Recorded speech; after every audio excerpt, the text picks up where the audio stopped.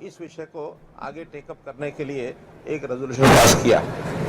दूसरा विषय भी उन्होंने एक पारित किया था कि बीबीएमबी में जो पहले से रचना मेंबर्स की थी, जिसमें एक मेंबर हरियाणा का मेंबर इरिगेशन और मेंबर पावर पंजाब से होता था, उसमें केंद्र सरकार ने कुछ बदल किया है। इन दोनों विषयों के बारे में उन्होंने प्रस्ताव पारित किया। जहाँ तक दूसरा विषय है, उसमें हम भी सहमत हैं। हरियाणा और पंजाब दोनों का, चूँकि stake holder states Punjab, Haryana, Himachal, Jammu Kashmir नहीं है, राजस्थान, ये स्टेट्स जो हैं ये स्टेक होल्डर्स हैं, तो इन्हीं की देखरेख में बीबीएमबी की मैनेजमेंट रहनी चाहिए। इसमें हमारा और पंजाब का एक ही मत है। लेकिन जहाँ तक उन्होंने चंडीगढ़ के विषय को उसमें टच किया है, इससे हरियाणा बिल्कुल सहमत नहीं है और सर्वदूर इस विषय की उनकी निंदा हुई है। खास करके हरियाणा में हमारे सभी नेता, चाहे पक्ष के हैं, विपक्ष के हैं अथवा जनता में जो भी जागरूक नागरिक हैं, सब लोगों ने इसकी निंदा की है। और उसी संदर्भ को ध्यान में रखते हुए आज का ये सेशन था। लगभग 3 घंटे की चर्चा में सभी विधायकों ने, लगभग 25 विधायक सब पक्षों से बोले हैं, चाहे विपक्ष हो चाहे पक्ष के लोग हों, सबने एक मत से उस उनके द्वारा पास किए हुए प्रस्ताव की निंदा की है। और एक अपनी ओर से हमने एक प्रस्ताव पारित किया है जिसके अंदर चंडीगढ़ के ऊपर हरियाणा का अधिकार है। चंडीगढ़ पहले भी हरियाणा की राजधानी थी, अभी भी है, आगे भी रहेगी। और इसमें 1955 से लेकर के आज तक का घटनाक्रम वो सभी सदस्यों के सामने रखा गया। बहुत से नए सदस्य हैं, उनको भी जानकारियाँ मिली।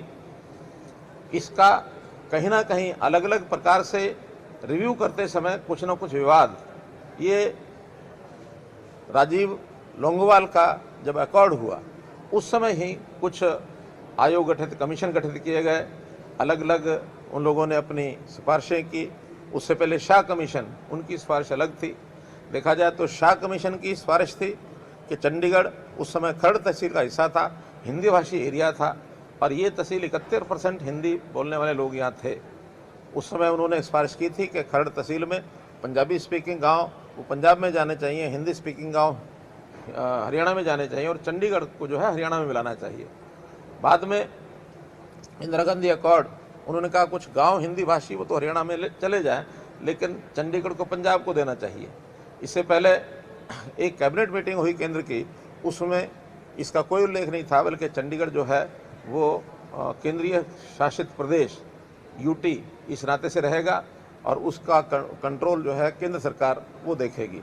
तो इस प्रकार से अलग अलग स्टैंड उस समय के, ये एक भ्रम की स्थिति पैदा हुई और वो चीज़ बाद में फिर सुप्रीम कोर्ट में गई है। और सुप्रीम कोर्ट में न केवल चंडीगढ़ का विषय बल्कि पानी का विषय, एसवाईएल का मुद्दा, क्योंकि एसवाईएल पर भी कई प्रकार के निर्णय आए और उन सब निर्णयों में एक उलझन पैदा हुई। सुप्रीम कोर्ट में 2002 का फैसला है कि एसवाईएल से जो पानी है उस पानी का अधिकार हरियाणा का जो है हरियाणा को मिलना चाहिए, एसवाईएल की खुदाई होनी चाहिए। एग्जीक्यूशन ऑर्डर 2003 में आया सुप्रीम कोर्ट का। सुप्रीम कोर्ट के एग्जीक्यूशन ऑर्डर में लिखा गया कि आप लोग यानी CPWD केंद्र सरकार 4 महीने के अंदर अंदर इस पर काम शुरू कराए। इस बीच में पंजाब ने एक और कंट्रोवर्शियल एक्ट पारित कर दिया था जिसमें ये पानी का जो हिस्सा है या जो ऑर्डर है उसको निरस्त करने का काम किया, जो कि इलीगल था। लेकिन इलीगल एक्ट के होने के बावजूद भी उस समय जो प्रेसिडेंशियल रेफरेंस के लिए भेजा गया तो प्रेसिडेंट साहब को रिजेक्ट करना चाहिए था, उन्होंने उसको सुप्रीम कोर्ट में भेज दिया और 2004 से 2016 तक 12 साल तक ये लटका रहा। 2016 में हमने आने के बाद अर्ली हियरिंग का प्रोसेस शुरू कराया और सुप्रीम कोर्ट ने हमारे उस के ऊपर मोहर लगाई। उनका जो एक्ट है पंजाब का 2004 का, उसको निरस्त किया और पानी का जो अधिकार हमारा हरियाणा का वो बदस्तूर जारी रहा। चूँकि एग्जीक्यूशन ऑर्डर वो 2003 का हो चुका था, वो टाइम बाउंड हो गया। उसके बाद यही एक विचार कानूनविदों ने बताया कि एक बार दोबारा से उसका एग्जीक्यूशन ऑर्डर ये लेना पड़ेगा। हम सुप्रीम कोर्ट में गए हैं, लेकिन सुप्रीम कोर्ट ने अभी तक उसका फैसला नहीं किया है। सुप्रीम कोर्ट का मत यही है कि पंजाब, हरियाणा, केंद्र सरकार मिलकर के आपसी समझौते से और इसको एग्जीक्यूट कराएं। अब चूँकि आपसी समझौते की कोई बात बनी नहीं है, दोनों सीएम्स का भी बैठने का हमने प्रयत्न किया कि किसी तरीके से वो मान जाएं इसको पूरा करने के लिए, लेकिन पंजाब की ओर से कोई रिस्पॉन्स नहीं है। और जब पंजाब की ओर से रिस्पॉन्स नहीं है तो अब हम केंद्र को लिखने वाले हैं कि आपसी बातचीत का कोई उसमें अर्थ नहीं निकल रहा है, बल्कि सुप्रीम कोर्ट को हम लिखेंगे और सुप्रीम कोर्ट उसका निर्णय करे एग्जीक्यूशन का। और एग्जीक्यूशन जिसके जिम्मे लगाएंगे वो केंद्र सरकार के जिम्मे लगाएं, किसी संस्था के जिम्मे लगाएं, पंजाब सरकार के जिम्मे लगाएं। हरियाणा सरकार तो जो कोई हमारी टेरिटरी नहीं है, इसलिए निश्चित रूप से या तो पंजाब सरकार के जिम्मे खुदाई का काम लगेगा, और या सुरक्षा के अंतर्गत हरियाणा को लगाएंगे, हम भी खुदाई करेंगे, नहीं तो केंद्र सरकार किसी एजेंसी से कराएगी। सुप्रीम कोर्ट का निर्णय आने के बाद एसवाइल का पानी हमें निश्चित रूप से मिलेगा।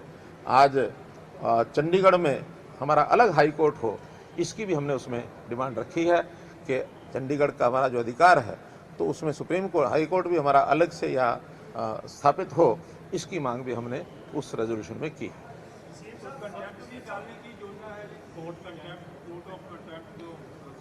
सुझाव आया कुछ लोगों का, लेकिन ये जो कि अदालती काम है इसलिए जुडिशरी के लोग या जो हमारे एडवोकेट्स हैं, एजी साहब या बाकी से परामर्श करेंगे कि क्या 2002 का एक्ट जिसमें हरियाणा को पानी की डिक्री हो चुकी है उसके आधार पर वो किया जाएगा कंटेम्प्ट। अब कंटेम्प्ट करेंगे तो किसके ऊपर करेंगे, क्योंकि उस समय कांग्रेस की सरकार थी केंद्र में, और उस समय चूँकि वो 4 महीने 6 महीने का जो टाइम दिया था वो निकल चुका है। तो अब ये दोनों अलग अलग राय हैं कि उस समय का कंटेम्प्ट इसलिए शायद लागू होगा कि नहीं होगा, क्योंकि वो विवाद खड़ा हुआ और प्रेसिडेंट रेफरेंस के कारण से 2016 में उस एक्ट की वैधता बनी है। तो क्या नए सिरे से उसका एग्जीक्यूशन ऑर्डर लाना है या उस पुराने ऑर्डर की डिक्री के आधार के ऊपर वो कोई कंटेम्प्ट का मामला बनता है। हम निश्चित रूप से इस विषय को उलझाना नहीं चाहते, कहीं ऐसा ना हो कि हम कंटेम्प्ट की बात करके और फिर ये विषय उलझ जाए और एक के बाद एक इसमें समय लगता चला जाए, जिसमें जल्दी होगा हमारा काम, जो एसवाइल का निर्माण का जो काम है जल्दी जल्दी पूरा हो, इस बात को ध्यान में रख करके निर्णय लिया जाएगा।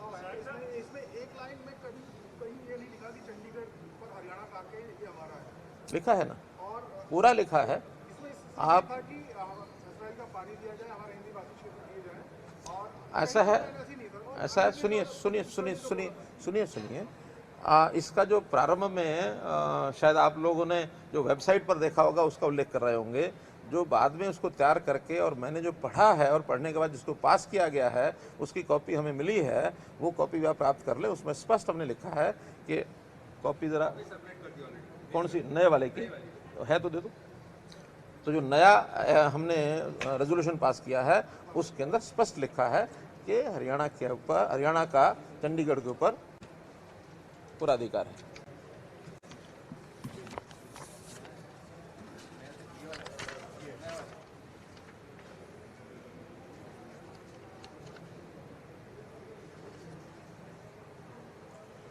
जो पंजाब का लिखा है उसमें हमने लिखा है ये हरियाणा के लोगों को स्वीकार्य नहीं है।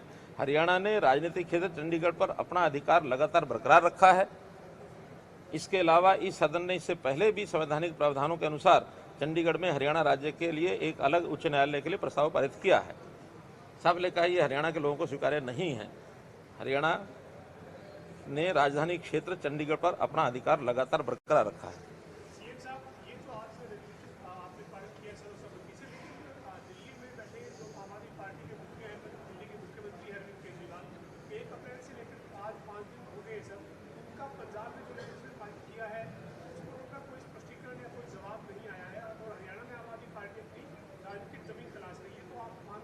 देखिए, उनके यहाँ दुविधा साफ नज़र आ रही है।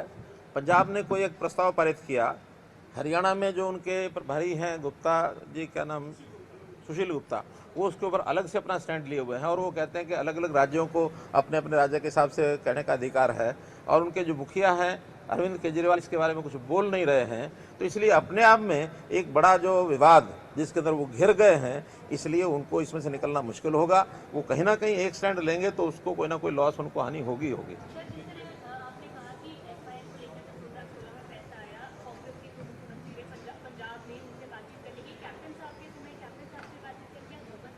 नहीं, कैप्टन साहब से, क्योंकि उस समय तो 2016 में कैप्टन साहब ही थे। एक मीटिंग हमारी हुई भी, जो हमारे केंद्रीय जल संसाधन मंत्री हैं शेखावत जी, उन्होंने एक मीटिंग बुलाई भी थी, लेकिन उसके बाद उन्होंने यही कहा कि हम आपस में बैठ करके बात करेंगे।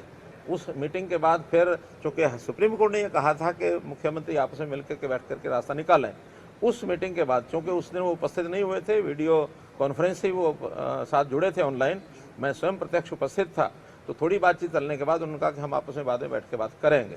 लेकिन उसके बाद मैंने बार बार संपर्क किया, कभी उन्होंने उत्तर नहीं दिया।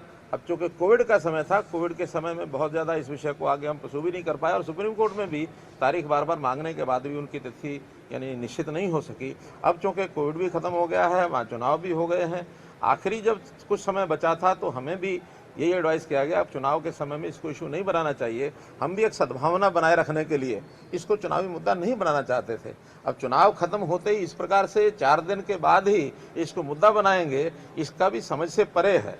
इसलिए क्यों इन्होंने इस मुद्दे को खड़ा किया है, किस लाभ के लिए किया है या किसी दबाव में किया है, ये अब उनसे पता लगेगा, तब पता लगेगा।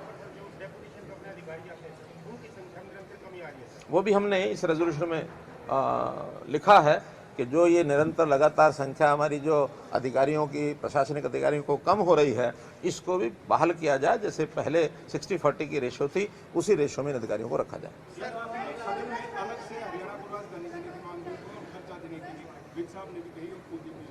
देखिए, अलग अलग मत है। आज तो स्थिति यह है कि वर्तमान में उनका जो रेजोल्यूशन है उसके ऊपर कोई ध्यान न दिया जाए कि चंडीगढ़ आज ही उनको दे दिया जाए। अब चूंकि शुरू से लेकर अब तक 1966 जब से पुनर्गठन हुआ है पंजाब राज्य का, तब से लेकर के अलग अलग प्रदेश, अलग उनकी राजधानी, कई शर्तें, कई आयोग, कई कमीशन वो बैठे हैं। अगर इस प्रकार का कोई विषय भी आएगा तो नए सिरे से आपस में बैठ करके आएगा। एक दूसरे के खिलाफ रेजोल्यूशन पारित करके ये विषय नहीं हल होने वाला। अगर ऐसा कोई समझौता होता है, अगर हर विवाद के समझौते होते हैं, सम्मानजनक तरीके से दोनों प्रदेशों को अगर कोई वे आउट मिलता है, केंद्र सरकार उसमें सहयोगी होती है, तो जो विषय आएगा भविष्य में देखा जाएगा। मुख्यमंत्री जी, अभी नित्यानंद राय ने लोकसभा में कहा है कि चंडीगढ़ में अधिकारियों की नियुक्ति का कोई निर्धारित रेशियो है ही नहीं।